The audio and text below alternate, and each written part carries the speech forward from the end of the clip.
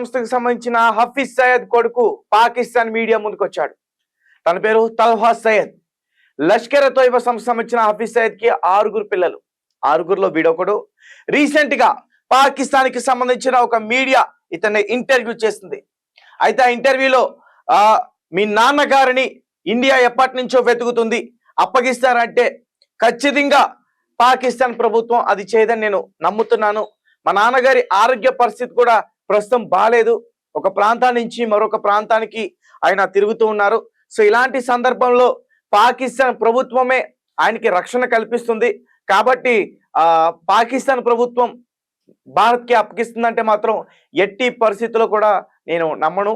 అలాగే ఆయన ఆరోగ్యం బాగోలేనందువల్ల ఈ మధ్య నేను ఈ ఉగ్రవాదుల గురించి టెర్రరిస్టులు క్యాంపెయిన్లు పెడతా ఉంటారు కదా, వాటికి హాజరు కాలేకపోతున్నానంటూ కూడా అతను మాట్లాడడం జరిగింది. నిజానికి పాకిస్తాన్ కి అయితే ఈ హఫీజ్ సయ్యద్ కొడుకు తల్హా సయ్యద్ ఇతను ఏమంటాడంటే, మా నాన్నగారికి పాకిస్తాన్ ప్రభుత్వమే రక్షణ కల్పిస్తుంది అని చెప్తున్నాడు.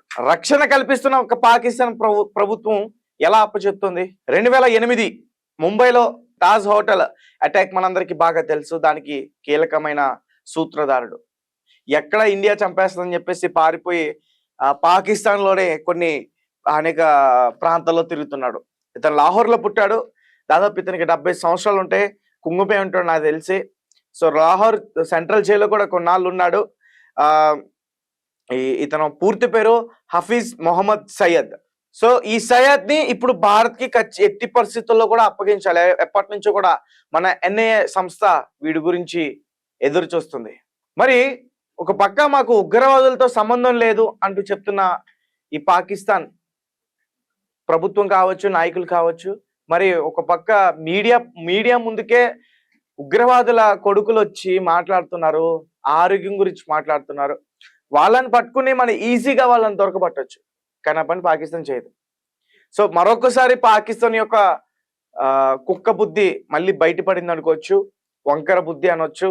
ఎందుకంటే సింధు నది జలాల్ని ఆపేసిన తర్వాత మన ఊపిరి ఆపేస్తాం అంటూ కూడా వాళ్ళు చాలా మంది మాట్లాడారు.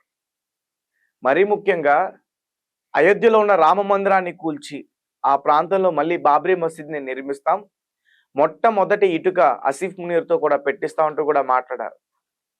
అక్కడ పాకిస్తాన్కి సంబంధించి పార్టీ లీడర్స్ కావచ్చు, చాలా మంది ఉగ్రవాదులు కావచ్చు. అంటే ఒక పక్క ఈ జైష్ మొహమ్మద్ సంస్థ కావచ్చు, ఈ లష్కర్ తోయిబా సంస్థ కావచ్చు, ఈ 2 సంస్థలు కూడా భారత్ పైన చాలా అటాక్స్ చేశాయి. అండ్ ఇంకొకటి వీళ్ళ స్లీపర్ సెల్స్ కూడా ఇప్పుడు భారత్లో చాలా విస్తరించి ఉన్నారు. సో నాకెందుకో డౌట్ వస్తుంది, ఈ లష్కర్ తోయిబాకి సంబంధించిన హఫీజ్ సయ్యద్ చనిపోయాడని చెప్పి.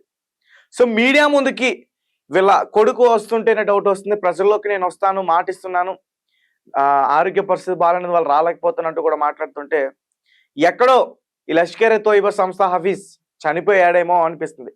ఇతను కొన్ని మాటలు మాట్లాడాడు. ఒకసారి వాటి గురించి కూడా నేను వివరించే ప్రయత్నం చేస్తాను. పహల్గామ్ ఘటన తర్వాత భారత్ పాకిస్తాన్ అన్ని రకాలుగా అష్టదిగ్బంధనం చేస్తుంటే మతిపోయిన హఫీజ్ నోటికి ఏది వచ్చినట్లు అది మాట్లాడుతున్నాడు. పాకిస్తాన్ కు సింధీ జలాలను నిలిపేయడంతో నరేంద్ర మోడీ మాకు నీటిని నిలిపివేస్తే నీ శ్వాస ఆపేస్తాం, భారత్ లో రక్తం పారిస్తాం అంటూ కూడా హెచ్చరికలు చేశాడు.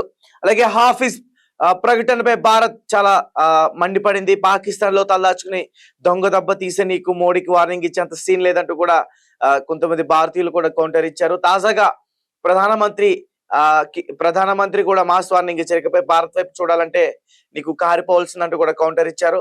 అయితే దాడికి పాల్పడిన ఉగ్రవాదులను పట్టుకుని ప్రపంచమే ఆశ్చర్యపోయేలా ప్రధాని మోడీ చెప్పారు. మరోవైపు పాకిస్తాన్ కవ్వింపు చర్యల నేపథ్యంలో భారత్ అప్రమత్తమైంది. ఇప్పటికే ఇండోస్ వాటర్ ట్రీట్ ని ఆపేయడంతో పాటు పాకిస్తాన్ తో అన్ని రకాల వాణిజ్య సంబంధాలు కూడా రద్దు చేసుకున్నట్టు ప్రకటించిన సంగతి తెలిసిందే కదా. ఇప్పటికే భారత్ పాకిస్తాన్ బోర్డర్ మధ్య యుద్ధ మేఘాలు కమ్ముకున్నాయి. మరోవైపు పాకిస్తాన్ భారత్ పై మేకపోతూ గాంభీర్యం ప్రదర్శిస్తోంది. సో గైస్, హఫీజ్ సయ్యద్ ని ఖచ్చితంగా మరి భారత్ కి అయితే అప్పగించాల్సిన, అప్పటి వరకు కూడా సింధు నది జలాల్ని వదిలే ప్రసక్తే లేదు. సో ఇందులో ఎటువంటి మార్పు లేదు. ట్రంప్ వచ్చినా ఇంకెవరు వచ్చినా సరే ఎట్టి పరిస్థితుల్లో కూడా పాకిస్తాన్ పైన ఈ ఆపరేషన్ సింధూర్ ఆగదు. ఈ ఉగ్రవాదుల్ని, ఉగ్రవాద స్థావరాల్ని పూర్తిగా అంత్యం చేసేంత వరకు భారత్ వెనక్కి తగ్గేదే లేదు. సింధు నది జలాల్ని వాళ్ళకి వదిలేదే లేదు. అలాగే వాణిజ్య పరంగా కూడా వాళ్ళతో మనకి ఎటువంటి సత్య సంబంధాలు కూడా లేవు. సో పూర్తిగా వాళ్ళని వాళ్ళ ఉగ్రవాదుల్ని నిర్మూలించేందుకు భారత్ తీవ్ర ప్రయత్నాలు చేస్తుంది. సో మరి ఈ లష్కర్ ఎ తోయిబాకి సంబంధించిన ఈ హఫీజ్ సయ్యద్ ఒకరోజు కరాచీ, ఒకరోజు లాహోర్, ఒకరోజు పాకిస్తాన్లో ఇస్లామాబాద్, ఇలా ప్రాంతాల చుట్టూ కూడా తిరుగుతూ ఉన్నాడు. సో ఈ డేటా అంతా ఎక్కడి నుంచి వచ్చిందంటే ఈ బిష్టాక్ గ్యాంగ్ బయటకు తీసుకొచ్చింది. ఒక గృహలో దాక్కున్నాడు ఈయన, పిఓకే ఆక్రమించిన ఏదైతే ప్రాంతం ఉందో ఆ గుహలో దాక్కున్నాడు అన్న విషయాన్ని కూడా బిష్టాక్ గ్యాంగే బయటకు తీసుకొచ్చింది. అండ్ మరీ ముఖ్యంగా ఇప్పుడు ఇతనే చెప్తున్నాడు వీళ్ళ కొడుకు, మా నాన్నగారికి ఆరోగ్య పరిస్థితి అస్సలు బాగాలేదని. సో ఈ నాన్నగారికి ఆరోగ్య పరిస్థితి బాగాలేదని ఈ హఫీజ్ కి కుక్కకి ఆరోగ్య పరిస్థితి బాగాలేదని ఇంతకు ముందు బిష్నా గ్యాంగే చెప్పింది. పైగా పంజాబ్ నుంచి ఒక ప్రాంతం నుంచి ఒక డాక్టర్ ఆయుర్వేదిక్ మందులు కూడా పంపిస్తున్నాడు. ఇతనికి ఒక అనుచరుడు ఉన్నాడు, స్లీపర్ సెల్ ఉన్నాడు, అతని దగ్గర నుంచి ఆయనకి ఆయుర్వేదిక్ మందులు వెళ్తున్నాయంటూ కూడా బిష్నా గ్యాంగ్ కనిపెట్టింది.